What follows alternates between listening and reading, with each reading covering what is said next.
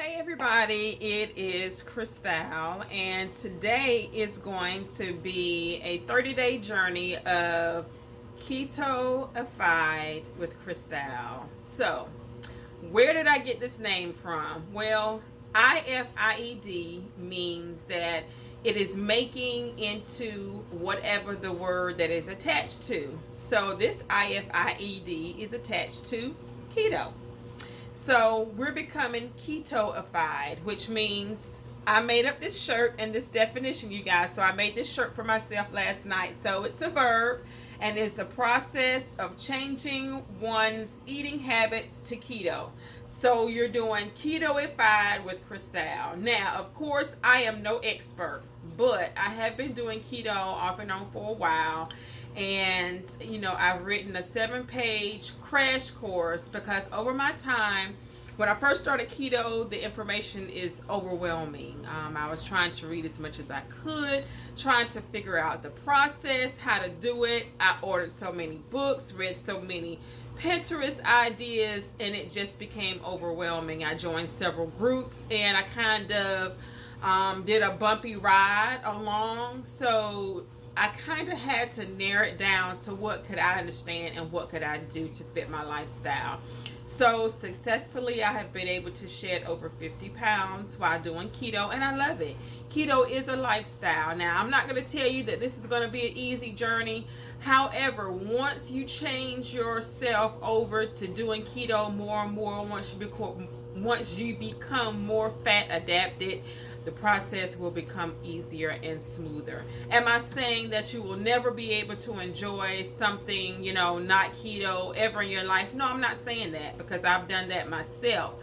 But you have to make sure, if you're doing this for your health, if you're doing this to shed weight, to stick with it as much as you can. Definitely strict keto within the first 30, I would say really 90 days, because everybody's body is different and it may take you a little longer to adapt. But the first 30 to 90 days, stick with it, strict keto.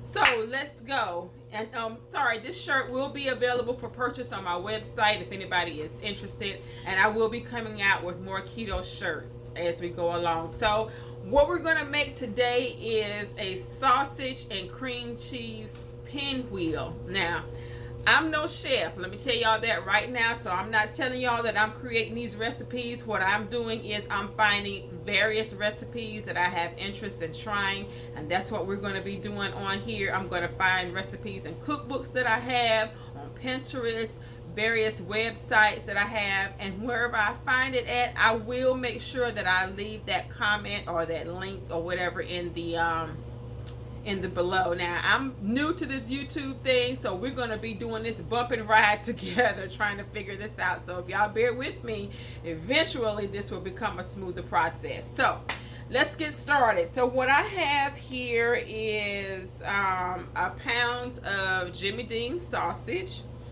I've got regular Philadelphia cream cheese. Yes, they do make fat-free, but with keto, you want fat. So avoid fat-free. Okay, so I've got this. I've got 2 cups of mozzarella cheese. Now, I am lactose intolerant, and I really don't like cheese, but with this recipe, I am going to give it a try. There are some recipes that I will try when it comes down to cheese, but I'm really not a fan of cheese. But cheese is a plus on keto. So if all you cheese lovers, have at it. This recipe also calls for some ground flaxseed. And of course, this is going to be a staple for the keto kitchen, almond flour. Now, I got this one. This one is blanched almond flour. They do make different kinds, but this one is ground a little bit more fine, and I have found that it's better for baking. So there's going to be a lot of recipes that I will be doing a lot of baking. So almond flour is definitely a keto staple. There are other keto staples, but as we try different recipes, I will let y'all know what those are. But of course, almond flour, lupin, L-U-P-I-N flour, I use that too. If I want to have some fried fish, then I will bread it in lupin flour, because it really doesn't taste good breaded and almond flour or coconut flour to me.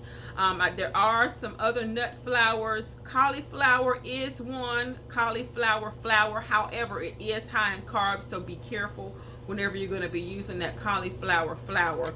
There's a lot of keto staples, Himalayan salt. There's a lot of things, but like I said, as we try different recipes, then that's what we're going to do with those. So what I'm going to do here is I already got my oven on. This recipe calls for you preheating your oven to 400 degrees Fahrenheit.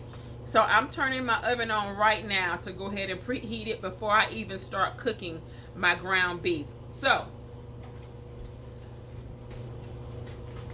I don't know if you guys can really see this or not. If you can't, this is recipe I found on Pinterest, and of course I will put it down in the comments, and this is the ingredients, what it's calling for.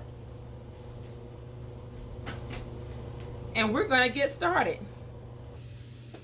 So I have put my sausage in my skillet, and I have opened my cream cheese. Now it calls for 2 ounces, and this box is an 8-ounce package. Of course, I don't have any scale in here.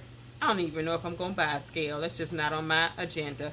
So what I did, since it's 8 ounces, I cut 4 even slits in here, so I'll know that they're 2 ounces a piece, okay?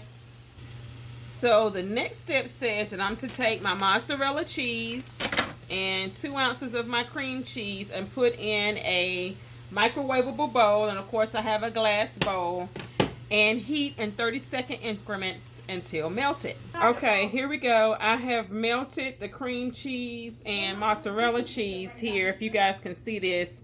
So it took me 3 of the 30-second increments to get it melted down. So the next step is going to be to add the almond flour and the ground flaxseed. Okay, you guys, I have added the 3/4 cup of almond flour, and now it calls for 2 tablespoons of ground flaxseed. Now you know flaxseed is good for constipation, so this right here will probably help you get to moving. All right, so let's stir this up. It says to mix the dough well until we have a ball.